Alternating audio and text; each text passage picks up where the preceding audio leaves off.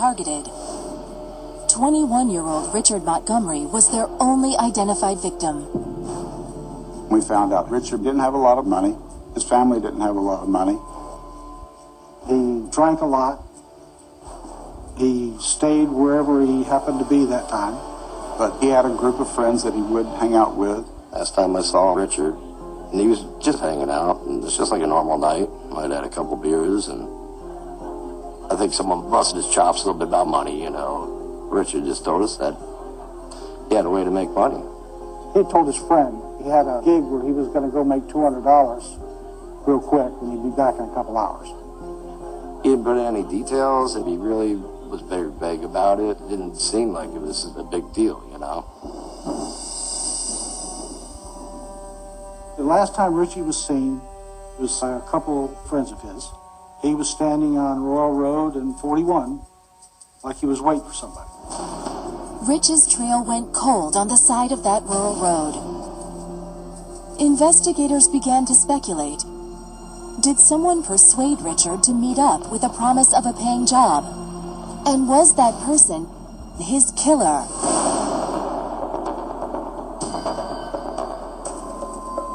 While we're working on this case, we would update the media as much as possible and keep the public informed and to generate leads. The publicity turned up a critical lead about the tattooed torso found near Richard's body in the backyard of a housing development. When a frantic mother reached out to detectives. We received a call from a lady who said that she hadn't heard from her son for a while, and he had a tattoo like that. And we were able to identify that it was Kenny Smith. 25-year-old Kenny Smith had recently moved to the area from Naples, Florida. He would stay at flop houses, missions, do anything for a beer. Though the bones found in the Browns' backyard had yet to be identified, a victim profile appeared to be emerging. Young, impressionable white men, eager to earn a buck, much like Richard Montgomery. It appears he lured most of his victims with money. Some of the victims, because of their being transient, they would do things to make money and so forth. Richard might not have been the smartest guy, and he was easily persuaded, but he wasn't looking to get in trouble, you know, but just very eager to make money. The urgency to solve and stop these killings was palpable, and investigators quickly set up a task force. The criminal profiler came down, reviewed all of our evidence and our pictures, and determined in his opinion that the same person was responsible for all the crimes. He said he was most likely a sexual sadist. Basically someone who gets sexual arousal, a lot of the pain, everything that he's doing to these other individuals. For weeks, detectives Gandy and Hobbs worked tirelessly to catch a presumed serial killer. Everyone in Southwest Florida is looking at each other and wondering where this monster is. With every dead-end lead, investigators feared the killer might strike again. And then, a tip from an unlikely source broke the case wide open. David Payton was an inmate at the Marion County Correctional Institute. What Payton told investigators was that he was down at Fort Myers.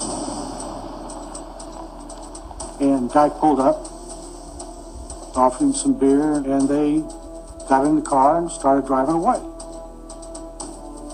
David Payton said the person that picked him up, he gave him some beer, he gave him some Valium, he gave him some marijuana. And then he said the man offered to pay him for nude photographs with some bondage being tied to trees. Eager to make a few bucks, Payton went along with it. Payton says that he made a turn down a road and then cut back into the woods.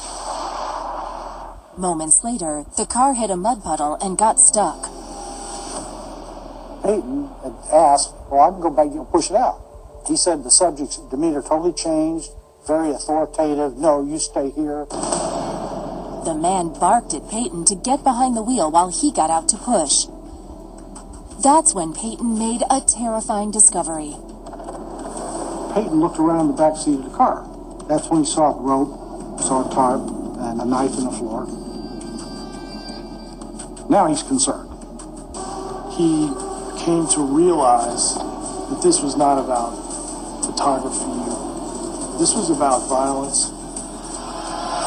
This was about murder.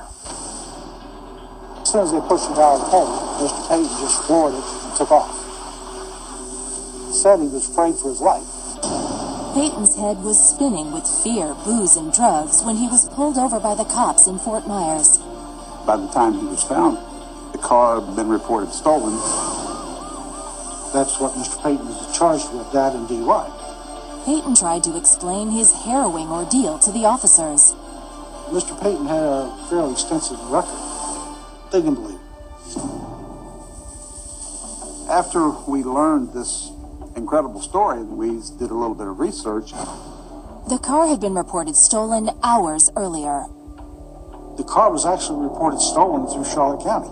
So I went back, found Mr. Payton's arrest, pulled the reports, and the car belonged to a Daniel Conahan Sr. But the person that reported it stolen was Daniel Conahan Jr. They learned 42-year-old Daniel Conahan Jr. was a former Navy man who moved to Florida from Chicago and lived with his parents in upscale Punta Gorda. We ran a background check on Daniel Conahan. He had been in the military. He had had a dishonorable discharge. We spoke with the Naval Criminal Investigation Service. Come to find out, he had had 2 investigations. He had been out on the beach, supposedly approached some other sailors, and hit a guy with a rock. For us, it was a red flag. Now we've got some indicators of some violence. We learned that he had employment at a local hospital as a licensed practical nurse. Once we learned that he had a medical background, thought crossed our mind about the genital mutilation and how clean the incisions were. Now I'm thinking we've got a suspect that could be responsible for what's going on.